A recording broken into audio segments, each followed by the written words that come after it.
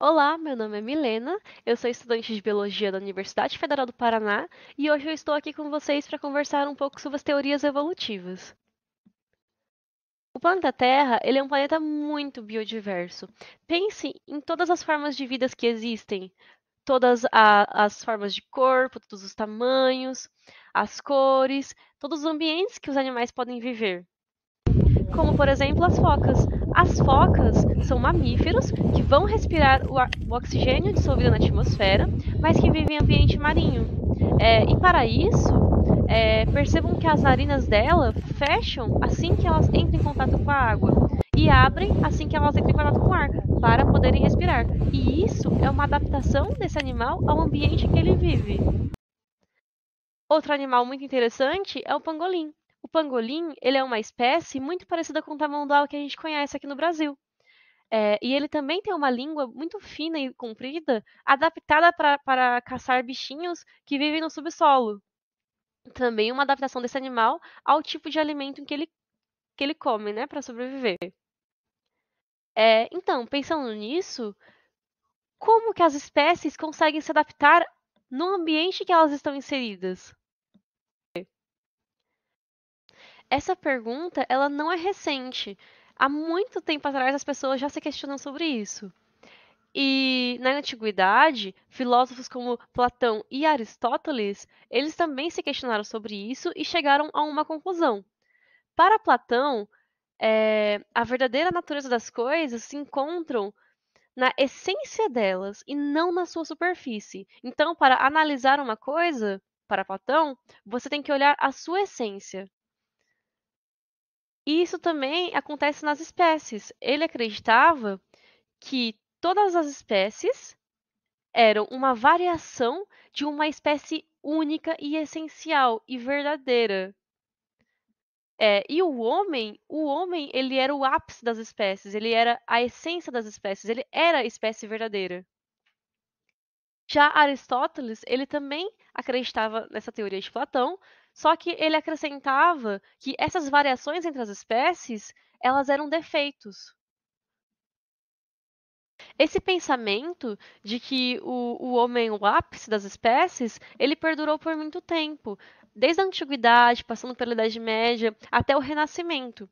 E posteriormente, ele ganhou um nome, foi chamado de fixismo, que é quando alguém acredita que todas as espécies foram criadas por um ser divino e que elas são imutáveis, ou seja, desde a sua criação até o fim dos tempos, ela permanece da mesma forma, do mesmo jeito, não muda nenhuma das suas características, tanto externas quanto internas.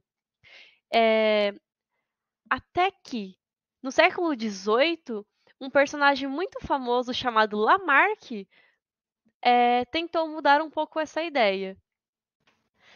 Lamarck nasceu em 1744 no interior da França. E ele vinha de uma família aristocrática que estava em falência, mas que, por ser aristocrática, tinha uma grande tradição militar. E por isso, com apenas 17 anos, ele participou da Guerra dos Sete Anos entre França e Inglaterra. Em uma das batalhas, ele foi condecorado com apenas 17 anos e ficou famoso a partir daí. Depois de alguns anos, ele sofreu um acidente e teve que se aposentar da carreira militar. E foi aí que começou seus estudos na biologia. Ele estudou por cerca de 10 anos a botânica da França e elaborou diversas chaves para a identificação das plantas da França. Ele também publicou uma grande obra chamada Sistemas dos Animais Sem Vértebras, que separou os animais entre vertebrados e invertebrados, classificação que os biólogos utilizam até hoje em dia. Separou também os aracnídeos dos insetos e os crustáceos dos insetos, que antes eram todos considerados insetos. Após todos esses estudos com invertebrados, ele começou a perceber que os animais poderiam sim mudar ao longo do tempo e que aquela ideia de fixismo estava errada. E para explicar como que esses organismos se modificavam ao longo do tempo, ele propôs duas leis. A primeira dela é a lei do uso e do desuso. Ele dizia que quanto mais um organismo utiliza algum órgão do corpo, esse órgão ele vai crescer. E se esse organismo parar de utilizar algum órgão do corpo, o órgão vai atrofiar. E ele deu um exemplo clássico que é muito comentado, que é o do pescoço da girafa, né? Que quanto mais uma girafa forçava o pescoço para alcançar as folhas mais altas, mais esse pescoço ia se desenvolvendo, ia crescendo. Ele também acreditava que essas características que os organismos adquiriram ao longo do tempo era passada de geração em geração, de pai para filho. Então, se o Homer ficasse bombadão, o filho dele também ficaria. Mas a gente sabe que não é bem assim que acontece.